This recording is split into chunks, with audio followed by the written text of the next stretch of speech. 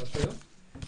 거의 옛날 우리 지리를 배웠던 그런 느낌이라고 하면 오늘 본문의 느낌은 마치 기행문도 아니고 뭐라고 할까요? 보고서의 어떤 그런 느낌을 우리가 받게 됩니다. 정말 많은 지명이 기록되어 있습니다. 총 몇 개의 지명이 기록되어 있는지 아십니까? 라고 얘기하지만 이건 어차피 제가 얘기할 거죠. 그렇죠? 총 42곳의 지명이 기록되어 있습니다. 이 중 17개의 지명은요. 그러니까 성경 어디에서도 언급되지 않고 단 이곳에만 언급되어 있는 지명이 있기도 합니다. 그러니까 사실 이 지명들은요. 사실 현재로서는 찾아볼 수 없는 것이 거의 대부분이에요. 그러니까 유추해 보는 것도 있어요. 그리고 여기라고 얘기하는 것도 있지만 우리가 믿기에는 그 이스라엘 백성들의 출애굽의 여정을 사실 현재 말하고 있는 이스라엘 백성들의 그 지도, 출애굽의 여정들의 지도가 있지만 믿어지진 않아요. 왜냐하면 제가 믿는 거는 오히려 그 책에 나오는 그 여정이 훨씬 더 현실적으로 그게 맞다고 여기기 때문에 대부분 이곳일 겁니다 추측하는 것은 아예 완전 다른 곳이거든요. 그래서 믿지는 않습니다. 사실 그래서 대부분 여기에 나오는 지명은 대부분 알 수 없다라고 하는 것이 맞을 것 같습니다. 오늘 본문은 크게 세 단락으로 구분 지을 수 있어요. 애굽에서 시내까지 해서 11곳, 시내산에서 가데스 바네아까지 21곳, 그리고 가데스 바네아에서 이제 모압 평지까지 총 9개로 이 지명들을 세 부분으로 구분해 볼 수 있습니다. 그렇다고 해서 모든 지명이 다 또 기록된 것은 아닙니다. 지명 중에 분명히 생략된 것도 있어요. 그러니까 하나님의 어떤 의도를 가진 임의대로 편집이라고 할 수 있다는 것입니다. 자, 본문을 설명하는 데 있어서 모든 장소를 다 일일이 설명한다고 하면 굉장히 길어지겠죠. 그래서 대표적인 것만 언급하고 설명을 하겠습니다. 자, 이스라엘 백성들이 이제 첫 구절을 보면 라암셋에서 그들이 이제 가나안을 향한 여정을 시작하게 됩니다. 이미 라암셋에서 출발했다는 의미는 그 전에 어떤 사건이 있었는지 기억하시죠? 어떤 사건이 있어요? 그렇죠. 하나님의 열 재앙이 있었습니다. 문득 순서를 외워보자는 그런 생각도 들지만 저와 여러분들을 위해서 넘어가도록 하겠습니다. 자, 10번의 재앙을 통해서 애굽을 심판하시고 이제 승리자로서 이스라엘 백성들이 이제 출애굽을 하게 됩니다.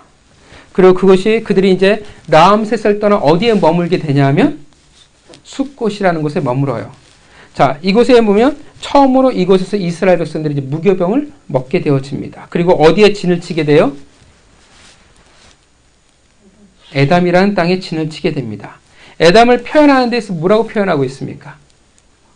광야 끝 에담이라고 표현을 해요. 이 광야 끝이라는 것은 여기가 광야가 끝났어라는 의미가 아닙니다. 광야의 끝이 가장자리라는 의미는 맞는데 그런데 이게 시각의 차이가 있어요.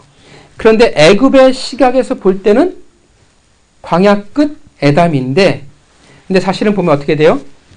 이제 출애굽하는 이스라엘 백성들의 입장에서 보면 광야가 시작되는 지점이 바로 에담이라는 것입니다.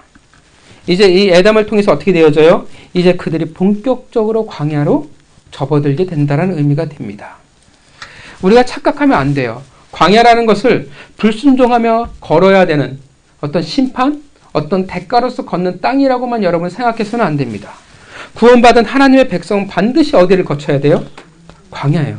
무조건 구원받은 백성은 어디로 향할 수밖에 없냐 하면 광야로 갈 수밖에 없어요. 애굽 다음에 가나안이 있는 게 아니에요. 마치 많은 그리스도인들이 어떻게 생각하냐면 애굽을 건너면 바로 가나안 땅으로 들어가는 것처럼 착각을 하는데 하나님 무엇을 두셨냐면 애굽과 가나안 사이에는 광야를 두셨다라는 것입니다. 그래서 누구나 다 어떻게 돼요? 모든 하나님의 백성들은 다 올 광야로 들어가야 됩니다. 다른 말로 표현하면 광야 학교로 우리는 입학을 해야 한다는 것입니다. 누구나 다 들어가야 돼요. 누구나 다 이 학교를 거쳐야 되고 누구나 다 이 학교에서 반드시 졸업장을 받아야만 이 학교를 떠날 수가 있다는 것입니다. 우리는 그 광야 학교에서 연단되어지고 자라나게 되고 믿음이라는 것을 배우게 된다는 것입니다. 그럼 순종과 불순종의 차이는 무엇을 가져다 줍니까? 라고 할 때 광야에 원래 학교가 있죠. 초등학교는 6년, 중학교는 3년, 고등학교는 3년인데 불순종하면 어떻게 돼요? 초등학교 12년, 중학교 20년, 고등학교 30년으로 바뀌게 된다는 거예요. 그러니까 어떤 차이가 있냐면 순종과 불순종. 순종하면 원래 계획된 대로의 그 분량의 광야를 걸으면 끝나는데 불순종하면 어떻게 돼요?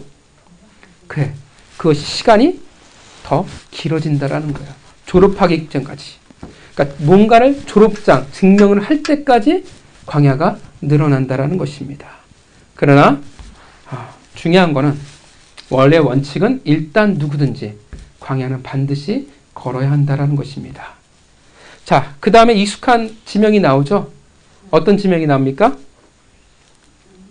8절에 어떤 지명이 나오죠? 그쵸. 아주 우리가 잘 아는 마라라는 지명이 나옵니다. 하하롯 아십니까? 저도 몰라요. 어딘지도 모르겠어요. 익숙한 지명은 딱 그거잖아요. 마라. 마라에서 어떤 일이 있었죠? 쓴물. 그러니까 어떤 일입니까? 물 때문에 모세를 원망했죠. 그래서 모세가 어떻게 해요? 지팡이를? 지팡이. 막대기를? 이게 성경이 왜곡되어지는 현상이죠? 뭘 던져요? 나뭇가지. 나뭇가지 막대기하고 약간 뉘앙스가 다른데? 자, 나뭇가지를 던져서 그 쓴물을 단물로 바꾸는 사건이 있었습니다. 자, 9절도 매우 익숙한 그죠? 지명이죠. 어디입니까? 엘림입니다. 엘림은 오아시스죠. 물샘 12과 종료 70주가 있었던 곳이었습니다. 그러니까 이스라엘 백성들이 어떻게 돼요? 광야에 휴식처와 같던 하나님의 선물과도 같은 그런 시간이었습니다. 안식의 시간이었죠. 자, 11절엔 뭐가 나올까요? 신광야입니다. 여기도 유명해요. 뭐로 유명하냐면 배고픔으로 모세와 하나님을 원망했던 곳이었습니다. 그들이 얘기하죠. 애굽으로 돌아가자. 죄의 신분, 노예의 신분으로 다시 돌아가자고 이야기했어요. 우리가 고기를 먹을 수 있다면. 이게 불과 신광야에서 출애굽한 지 신광야까지 시간적으로 얼마나 걸렸냐면 한 달 걸렸어요. 근데 한 달 만에 어떻게 돼요? 이스라엘 백성들이 돌아가자. 애굽으로 돌아가자. 우리가 다시 노예가 되자. 고기만 먹을 수 있다면 우리는 돌아가자라고 이야기했다라는 것입니다. 그 전에 뭐 어떤 사건이 있었는데 어느 곳을 거쳐왔는데요? 엘림을 거쳐왔는데 그랬다라는 것입니다. 그래서 하나님께서 뭘 주셨냐면 만나와 메추라기를 주십니다. 첫 번째 메추라기죠, 여기가. 자, 그 다음에 14절에 뭐가 나옵니까? 우리가 또 너무나 잘 아는 지명입니다. 르비딤이라는 장소가 나옵니다.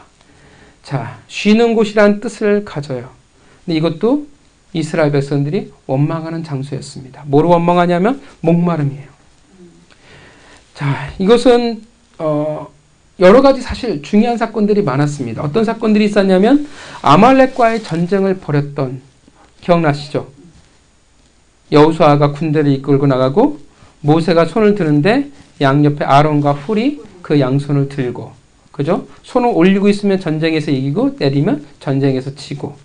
자, 그 사건이 있었습니다. 그리고 제단을 쌓고 뭐라고 부릅니까? 우리가 너무나 잘 아는 여호와 니시.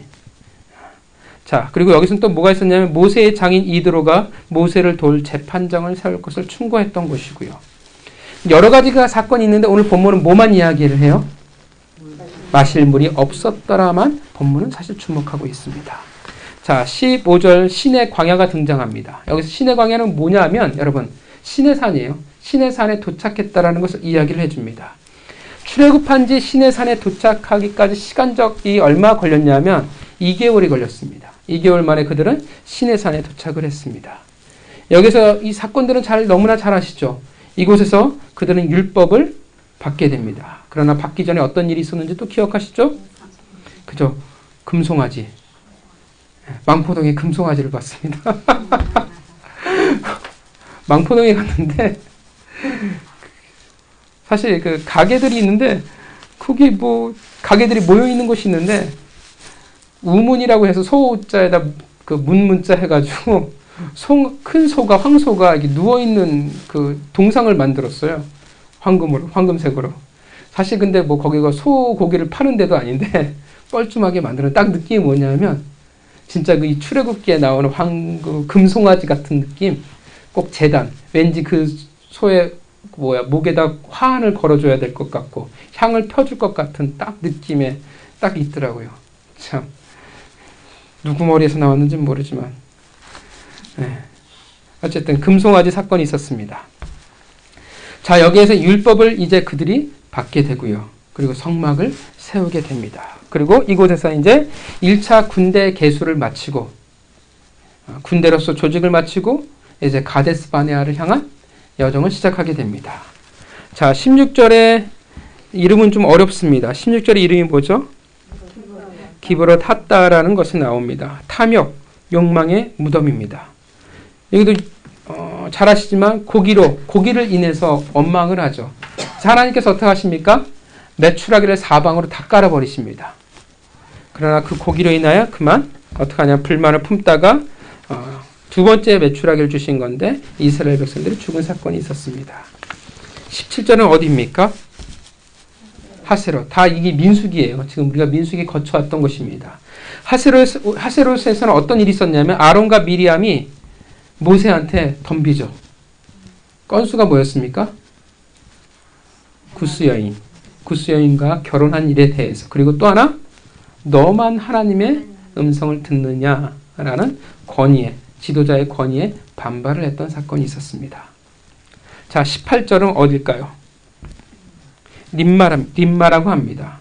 근데 사실 림마가 되게 어색한 이름이기도 하죠. 우리가 처음 듣는 이름인데 사실 이 림마는 어느 곳의 지명이냐면 가데스 바네아의 다른 이름입니다. 그럼 어떤 사건이 있었는지 기억하시죠? 가데스 바네아에서 어떤 사건이 있었습니까? 정탐꾼. 그쵸, 정탐꾼. 역시 시험을 준비하고 있는 여러분이 잘 아시지만 12월 첫째 주 우리 정은 자매가 총신 시험을 봅니다.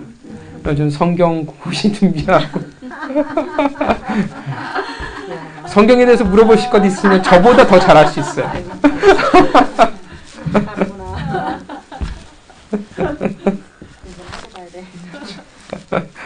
자, 우리가 너무나 잘 알고 있는 12명의 정탐꾼 사건이 있었고요. 그것의 불순종함으로 그들이 믿음을 잃어버리고 불순종함으로 말미암아 결국 이제 비극이죠. 이제 남은 38년의 광야 생활이 이제 시작이 되어집니다. 그리고 나오는 본문 19절부터요. 19절부터 나오는 그러니까 림마 이후에 림몬 베레스부터는 어떻게 하냐면 몰라요. 여러분 쭉 본문을 보시면 어때요? 그 전에 본문하고 그 그림 자체가 다르지 않습니까? 문단 자체가 앞에는 어떤 설명이 있었는데 뒤부터는 어떻게 돼요? 설명 자체가 없어요. 굉장히 심플해요. 그러니까 지명만 딱 기록되어 있어요. 단 한마디도 설명이 없습니다. 어딘지 모릅니다. 그리고 나서 이제 어떻게 되냐면 우리가 알고 있는 새로운 세대의 이야기가 시작되어집니다. 39절부터 어떻게 돼요? 여러분 기억나실 겁니다. 1세대의 상징이었던 아론의 죽음. 그리고 40절부터 어떻게 합니까? 이 40절부터가 민수기 21장의 내용이에요.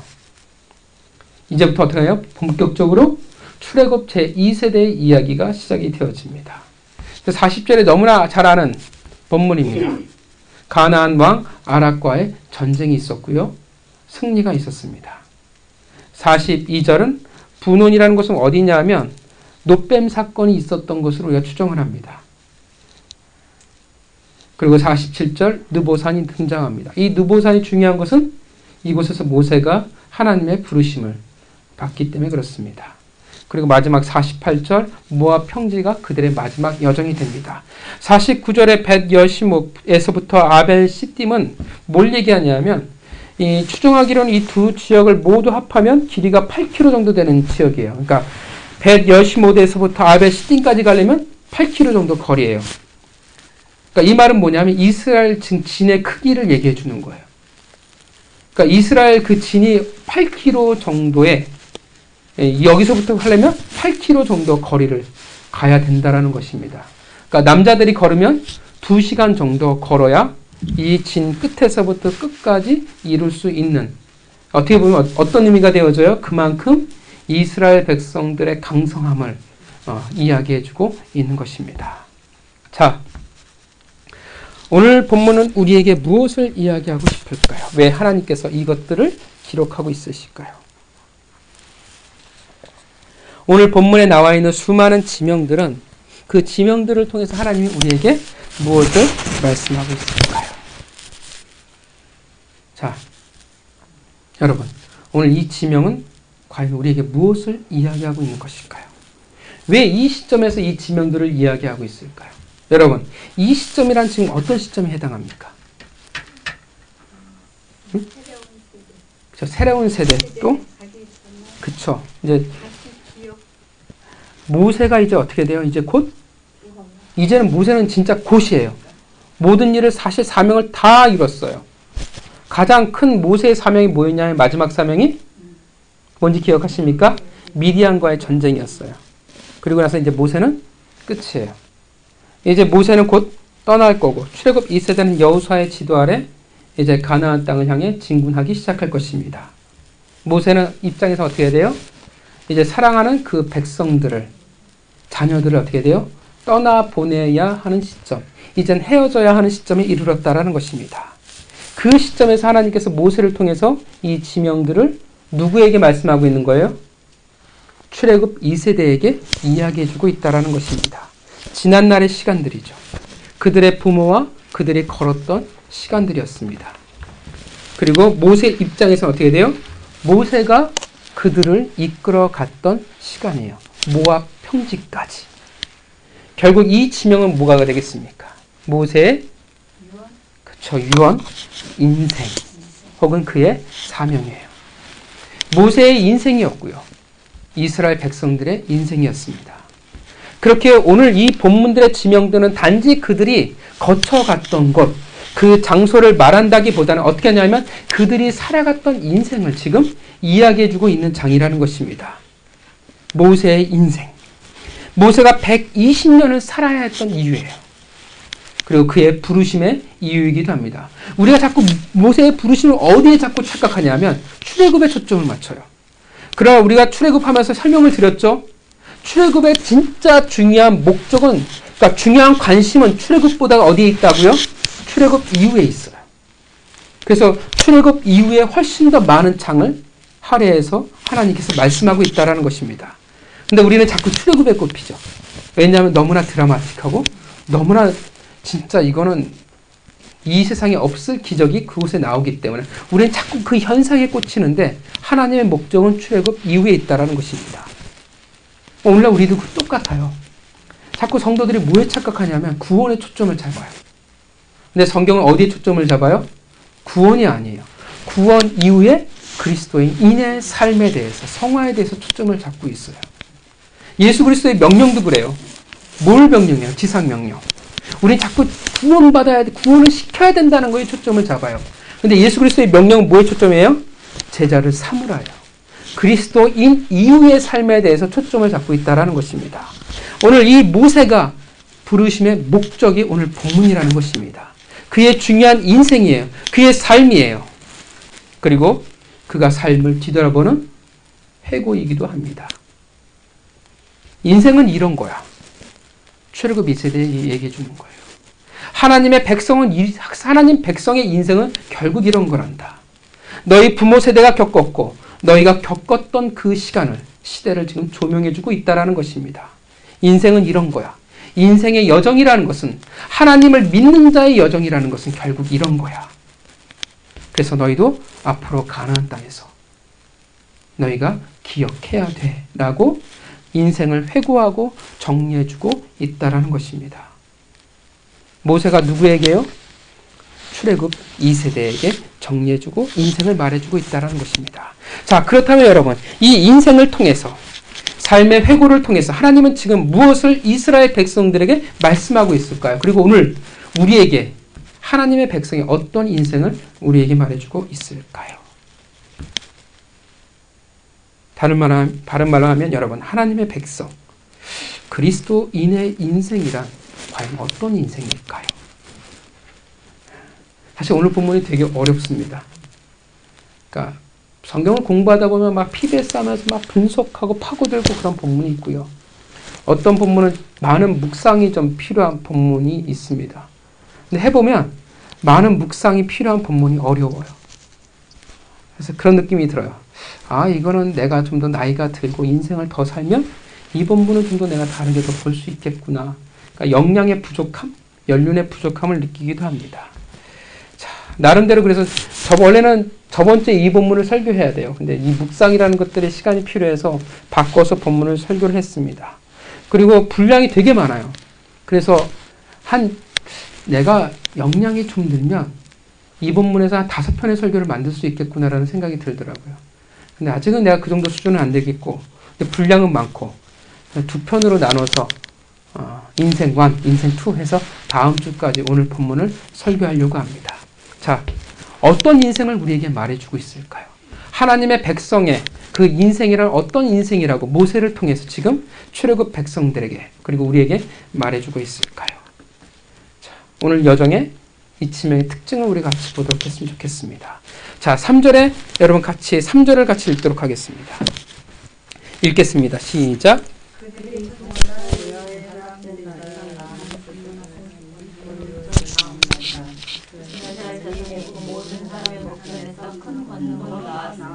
네, 여러분 그들의 인생의 노정, 여정을 어디에서부터 시작합니까? 본문에 뭐라고 이야기해요? 본문 그대로 이야기하면 지명 앞에 붙은 것까지 그죠? 정월 15일 첫째 달 15째 날에 라암셋을 떠났으니 이것이 어떻게 돼요? 이제 33장 이 지명의 첫 시작이에요.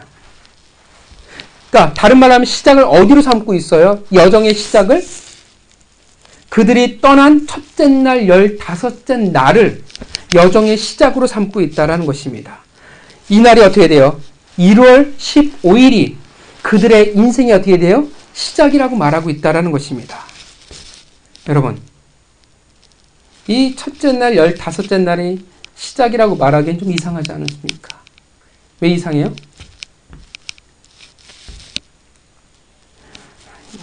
어려운 질문이에요, 또. 애굽을 떠나기 위해서 얼마나 많은 일들이 있었는지 기억하시죠? 얼마나 드라마틱하고 굉장한 기적이 있었고 파란만장한 삶이 있었어요. 굉장히 많은 일들이 있었는데 모세가 바로를 대적했었고 하나님이 그들을 꺾으셨고 근데 어떻게 돼요? 그것을 시작이라고 해요? 안 해요. 뭐를 시작으로 얘기해요? 수많은 사건이 있었던 출애굽의 전반기를 화려하게 수놓았던 모세의 부르심과 그 시내산의 인생과 그 애굽에서의 수많은 싸움들을 하나님이 수많은 기록들이 있는데 그것을 시작이라고 얘기를 안 해요. 뭘 시작이라고 얘기해요? 첫째 날 15일을 그 여정의 시작이라고 이야기한다는 거예요. 라암셋을. 모세와 이스라엘 백성들의 시작을 어디라고 말하냐면 우리 같으면 어떻게 해요? 애굽을 꺾고 난리쳤던 그날이라고 생각할 텐데 그들이 라암셋을 떠난 1월 15일 그것이 모세와 이스라엘 백성들의 시작이라고 말하고 있다는 것입니다. 그 말은 어떻게 다른 말하면 어떤 의미가 되어져요? 그 떠난 날 1월 15일 비로소 하나님의 백성으로서의 시작이 되었다는 것을 말해주고 있다는 것입니다. 하나님의 백성으로서의 가치가 있었어요. 이제 의미가 있게 되어졌다는 것입니다. 다른 말로 하면 어떻게 돼요? 그 이전의 삶은 뭐라고 이야기할 수 있어요? 가치가 없어요. 의미가 없다라는 거예요. 아무리 다임나임한 삶을 살았고 아무리 화려한 인생을 살았다 할지라도 하나님의 백성으로서는 그 인생에는 어떻게 돼요? 아무 가치가 없노라. 시작이 아니라고 이야기를 하고 있다는 것입니다. 떠나기 전에 업적이 어떻게 돼요? 업적은 아무 의미가 없습니다. 아무리 잘나고 아무리 많은 것을 가지고 영향력을 가지고 있더라도 하나님의 그 여정에는 어떻게 돼요? 시작이 아니니까 상관이 없다라는 것입니다. 그 가치를 인정받지 못합니다. 언제 인정을 받아요? 그쵸? 떠났을 때예요. 구약의 왕들, 북이스라엘 왕 여로보암 2세는요. 북이스라엘 역사상 가장 그런 최고의 전성기를 살았던 왕이었습니다. 근데 성경은 그것에 아무 의미도 두지 않아요. 단지 뭐라고 평가해요? 여로보암의 길을 따랐던 악한 왕이라고 평가할 뿐이라는 것입니다. 역사적으로는 굉장히 많은 업적이 있어요. 근데 성경은 어떻게 돼요? 굉장히 짧아요. 왜 그렇습니까? 아무 가치가 없어요. 그 이름에는 아무 의미가, 인생에는 아무 의미가 없기 때문에 그렇습니다. 여러분, 언제 가치와 언제 의미를 부여받습니까? 언제 시작이 되어져요? 하나님의 백성이 되었을 때. 그렇게 어떻게 돼요? 비로소 떠났을 때. 여러분의 각자의 1월 15일이 되었을 때 어떻게 합니까? 여러분의 인생은 비로소 의미와 가치를 부여받게 된다는 것입니다. 그 애굽을 떠난 날 1월 15일이 모세와 하나님의 백성 이스라엘에게 있어서는 하나님의 가치를 부여받은 날이었습니다. 떠날 때 그 인생이 의미가 있었어요. 그 전에 어떻게 돼요? 의미가 없습니다. 본토 친척 아비의 집을 떠나 내가 내게 지시할 땅으로 가라. 그 땅으로 갈 때, 출발할 때 어떻게 해요? 비로소 진짜 하나님의 백성으로서의 인생의 의미가 있고 진짜 하나님의 백성으로서의 인생이 시작되어진다는 것입니다. 아브라함이 마찬가지예요. 여러분, 본토 친척 아비의 집을 떠나기 이전의 삶이 별로 없어요. 가나안 땅에도 오래 살았을까요? 고향에 산 게 더 오래됐을까요? 고향이 더 오래돼요. 근데 어떻게 돼요? 별 의미가 없어요. 기록이 없어요. 관심을 두지 않아요. 하나님을 놓고 고민하고 갈등한 시간이 분명히 있었잖아요. 우상을 만드는 집안의 아들이었어요. 그곳에서 하나님을 알아간다는 게 얼마나 많은 체험들이 있었겠어요. 얼마나 많은 고뇌와 갈등과 은혜가 있었겠어요. 본토 친척 아비의 집을 떠나라. 그냥 떠났겠어요? 수많은 갈등하는 시간들이 있었을 거 아니에요. 아니면 그 믿음에 자라나는 여정들이 있었을 텐데 성경은 기록하지 않아요. 뭐부터 기억해요? 떠나는 것부터 시작해요. 여러분, 하나님의 백성은, 그 이름은, 그 인생의 여정은 어디에 의미가 있습니까? 그 인생의 시작은 우리가 무엇을 만들어가는 것, 능력과 힘을 가지는 데서 시작하는 것이 아니라 본토 친척 아비의 집을 떠남으로 우리의 인생은 가치가 시작되어집니다. 사도 바울도 마찬가지였어요. 그가 눈이 멀어 그리스도를 만났을 때, 그리고 그가 속한 세계를 떠났을 때 그는 비로소 그가 가진 인생의 가치를 알게 되었습니다. 예수 그리스도의 제자들도 마찬가지예요. 한결같이 뭐라고 해요? 버리고 떠났더라. 여러분, 선지자 엘리사도 기억하죠? 엘리야를 만났어요. 어떻게 합니까? 그가 버리고 떠났더라. 그랬을 때 비로소 그의 인생이 가치를 가지게 되었습니다. 이게 하나님의 백성의 인생이에요. 하나님의 백성의 인생이란 떠나야 하는 것입니다.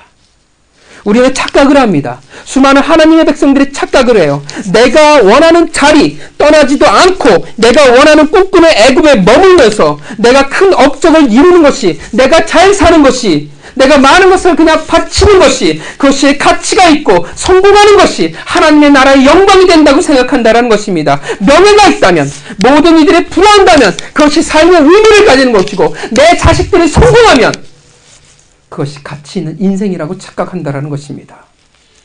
내가 진짜 인생을 제대로 살아갔어 라고 생각한다는 것입니다. 근데 하나님 뭐라고 얘기해요? 아니, 아무 가치도 없어. 아무 의미도 없어. 단 한 글자도 기록할 만한 가치가 없노라고 말하고 있다는 것입니다. 하나님의 백성으로서의 그 여정이 시작하지 않았노라고 이야기하고 있다는 것입니다. 여러분, 하나님의 백성, 그리스도의 인생은 어디에서부터 시작하냐면 떠날 때예요. 떠남으로 시작합니다. 여러분이 하나님의 그 부르심을 받고 본토 친척 아비의 집을 떠난 그 날이 바로 여러분의 인생의 가치가 있고 여러분의 삶이 의미가 있는 날입니다. 그전에는 삶은 의미가 없습니다. 가치가 없어요. 세상은 여러분들이 인정할지 몰라요. 그러나 하나님은 인정하시지 않습니다. 여러분, 여러분의 삶에는 가치가 있으십니까? 여러분의 삶에는 의미가 있으십니까? 여러분, 1월 15일에 라암셋을 떠난 그 시작이 여러분에게 있으십니까? 자, 그렇다면 이제 어디로 떠나게 될까요? 원래 목표는 어디입니까? 가나안이죠. 근데 바로 못 들어가요. 왜냐하면 우린 실력이 없습니다. 가나안 땅을 정복하고 그 땅을 지킬 만한 우리 능력이 우리는 없어요. 믿음이 없어요. 애굽에서 가나안으로 향하는 고속도로는 존재하지 않습니다. 그래서 어디를 거쳐야 돼요? 광야 끝 에담으로 가야 됩니다. 사실은 광야의 시작이죠. 인생의 가치를 인정받고 의미를 부여받았는데 신기하고 재밌는 건 뭐냐면 가나안이 아니라 하나님이 어디로 보내요? 광야를 가게 돼 있다는 것입니다. 여러분, 광야를 좋아할 사람은 없습니다. 혹시 좋아하시는 분 계십니까? 그럴 일은 없죠? 왜냐하면 광야가 왜 싫으냐면 광야는 무조건 어떻게 돼요? 부족해요. 척박해요. 그 척박하기 그지없는 환경이기 때문에 그렇습니다. 그래서 많은 그리스도인들은, 하나님의 백성들은 가능하면 광야를 떠나려고 해요. 광야를 거치기를 원치 않아요. 가능하면 어떻게 돼요? 그래서 광야 앞에서 멈추려고 한다는 것입니다. 그 광야 앞 에담 앞에서 주저해버리고 만다라는 것입니다. 왜냐하면 본능적으로 알아요. 신앙이 있고 없고 어떻게 돼요? 진짜 그리스도인으로 살아가려 한다면 결코 만만치 않다라는 것을, 우리에겐 척박한 시간이 반드시 있다라는 것을 너무나 잘 압니다. 내가 원하는 달달한 그 삶과 내가 꿈꾸는 삶과 거리가 멀다라는 것입니다. 실망해요. 그래서 어떻게 돼요? 낙담해요. 원망해요. 속았다라고 생각을 합니다. 그럴만해요. 시작이라고 했는데 어디에 박아버려요? 광야에 박아버렸으니까. 너는 복을 줄 거야. 너는 인도할 거야. 하니까 어디에요? 딱 눈을 뜨니까 광야에 가 있거든요. 배신감이 있을 수밖에 없습니다. 억울해서, 불평해서, 원망합니다. 그래서 진짜 교회를 떠나는 사람도 분명히 있습니다. 알잖아요. 하나님을 믿고 개인의 구주를 영접한 순간 인생이 순탄해집니까? 아니요. 듣도 보도 못한 고난이 시작되잖아요. 왜 하필 내 인생이 일어날 수 없는, 사실 가능성이 적은 수가 왜 그렇게 내 인생 가운데 그렇게 수없이 일어나게 되는지 모릅니다. 그래서 어떡합니까? 출애굽 1세대처럼 돌아가길 원하고 다시금 애굽을 꿈꾸고 그 삶을 그리워합니다. 그런 생각하잖아요. 내가 하나님을 믿지 않았더라면 나는 어떻게 살아갔을까? 라는 쓸데없는 생각을 가지게 돼요. 오히려 그래서 반대로 세상으로 돌아가려고 하고요. 원래의 죄악의 자리에 속하려고 합니다. 하나님의 백성들이 광야를 뭐라고 생각하냐면 단지 고난의 땅으로 생각한다라는 것입니다. 그래서 그 발을 내딛기를 주저합니다. 그러나 사실 여러분, 하나님 편에서 본다면 어떨까요? 광야는 그의 백성을 본격적으로 철저히 인도해 나가시고 보호해 나가시는 하나님의 놀라운 시작의 장입니다. 하나님의 이스라엘 백성들, 하나님의 백성들, 그리스도인들을 그 척박함에 홀로 두지 않고 이제 어떻게 돼요? 함께 걸어가는 여정이라는 거예요. 오늘 이 여정이, 이 지명들이 그것을 이야기해 주고 있어요. 하나님 어떻게 돼요? 하나하나 지금 다 기록해 두고 있는 거예요. 우리가 거쳐가는 그 모든 것들을 단지 바라보시는 것이 아니라 하나님이 동행한 흔적이라고 말하고 있다는 것입니다. 그것을 믿고 경험하고 하나님을 신뢰하게 만드는 시간이라는 것입니다. 여러분, 이 광야에는 뭐가 있어요? 그 어떤 민족도, 그 어떤 이도 누려보지 못한 신비한 세상이 이 광야 가운데 있다는 것입니다. 신앙의 놀라운 경험들, 체험이 이 광야에 있다는 것입니다. 기독교는 어찌 보면 체험의 종교입니다. 살아계신 하나님을 만나고 경험하고 그 흔적을 마음에 새겨야 하는 것입니다. 바로 에담에서 거친 광야를 향해 나아갔을 때, 여러분, 에담에서 어떤 일이 있었는지 기억하십니까? 하나님께서는 처음으로 그들을 구름 기둥과 불 기둥으로 인도하기 시작하셨습니다. 그들이 광야에 발을 내딛었을 때 무엇이 있어요? 구름 기둥과 불 기둥이 그들과 함께 있었습니다. 하나님이 어떻게 돼요? 준비하고 기다리고 계셨습니다. 그 타는 듯이 뜨거운 태양 아래 구름 기둥을 두셔서 그들을 보호하셨어요. 얼어붙을 듯한 그 광야의 그 한밤의 추위에서 불기둥으로 그들을 보호하신 것입니다. 더 나아가 법궤가 그들에게 있었을 때 어떻게 합니까? 그들이 법궤를 보호하는 것이 아니라 법궤가 오히려 그들을 앞서 나가 그들이 머물러야 할 곳을 이스라엘 백성들의 그 쉴 곳을 인도하였습니다. 여러분, 광야는 믿는다면, 하나님을 믿는다면 무엇을 누려요? 전적인 하나님의 보호와 인도하심을 누릴 수 있는 곳입니다. 그렇게 비로소 하나님을 알아갈 수 있고 믿음을 배워나갈 수 있는 하나님이 특별히 베푸시는 은혜의 현장이라는 것입니다.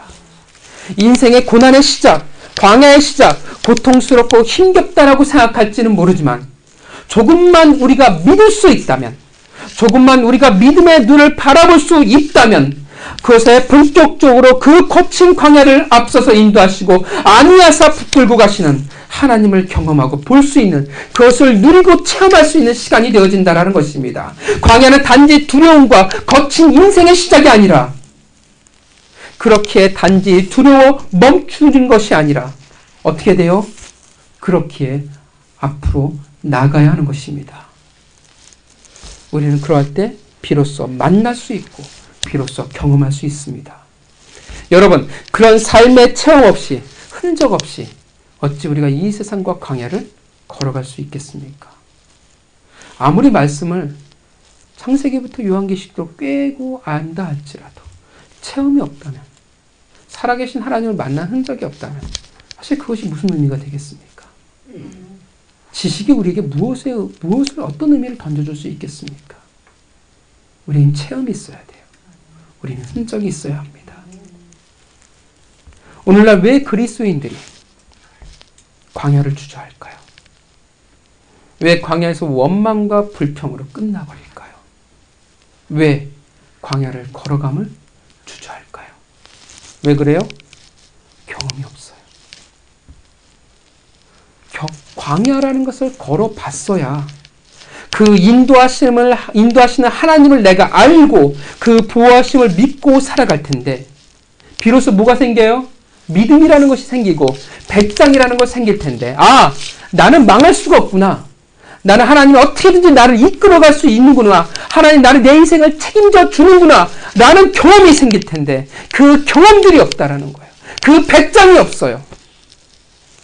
자신이 없어요. 여러분, 조폭들도 어떻게 해요? 자신의 두목을 위해서 어떻게 돼요? 깜빵에 가요. 자기가 그 조폭 두목의 죄를 뒤집어 쓰고 다시 깜빵에 가요. 왜? 나오면 뭘 믿어요? 나를 보상을 해줄 거라는 걸 믿어요. 근데 웃긴 거는 그리스도인들은 그만한 믿음조차도 없어요. 하나님이 내 인생을 책임져 줄 거라는 것을, 하나님 나를 이끌어갈 거라는 것을, 나를 먹이시고 채울 거라는 것을 믿지를 않는다라는 것. 왜냐하면 경험한 게 없으니까, 만난 게 없으니까. 무슨 놈의 믿음을 구할 수 있겠어요? 무슨 놈의 하나님의 거룩한 관계를 이야기할 수 있겠다는 것입니까? 자신이 없어요. 배짱이 없어요. 여러분, 그러한 자들이 어찌 광야를 향해 나아갈 수 있겠습니까? 그러한 자들이 어찌 믿음의 후배들에게 그 신앙의 유산들을 남길 수 있겠습니까? 오늘 모세가 그의 인생을 통해서 출애굽 미세에게 그의 인생을 이야기하듯이 어찌 자라가는 자녀들에게 그 인생을 이야기해 줄 수 있겠습니까? 자녀들에게 도대체 무엇을 가르쳐 줄 수 있겠습니까? 이 세상을 살아갈 수 있는 처세술, 방법을 말할지는 모르지만 하나님의 백성으로서 인생을 살아가야 하는 방법, 광야를 살아가야 하는 법을 가르칠 수 없습니다. 결국 떠나지도 못해요. 건너지도 못해요. 여기에 속하지도 못해요. 저기에 속하지도 못해요. 그게 누굽니까? 고통받는 의인 롯이라고 얘기합니다. 하나님을 사랑해서 고통받는 게 아니에요. 하나님을 아니까 어떻게 돼요? 막상 세상에 속하기도 꺼림칙해요. 또 하나님 나라에 속하기도 꺼림칙해요. 그게 고통스러운 거예요. 그래서 고통받는 의인 롯이에요. 하나님의 백성들이 하나님의 체험이 없어요. 그래서 어떡합니까? 떠났는데 광야 앞에서 주저하고 있다는 것입니다. 아무 의미 없는 인생을 살아갈 수밖에 없습니다. 결국 가치가 없어요. 의미가 없다라는 것입니다. 여러분, 우리는 반드시 광야를 걸을 수밖에 없습니다. 그래서 아플 수도 있고요, 속상할 수도 있어요. 그러나 두려워하지 마시기 바랍니다.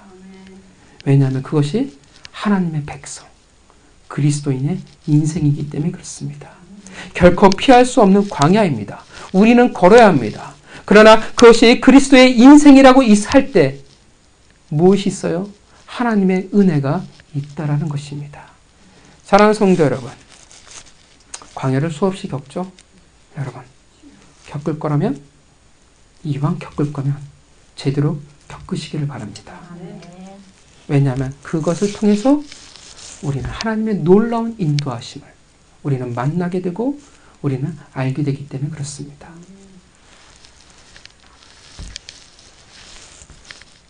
그러나 믿음의 눈을 잃지 마시기 바랍니다.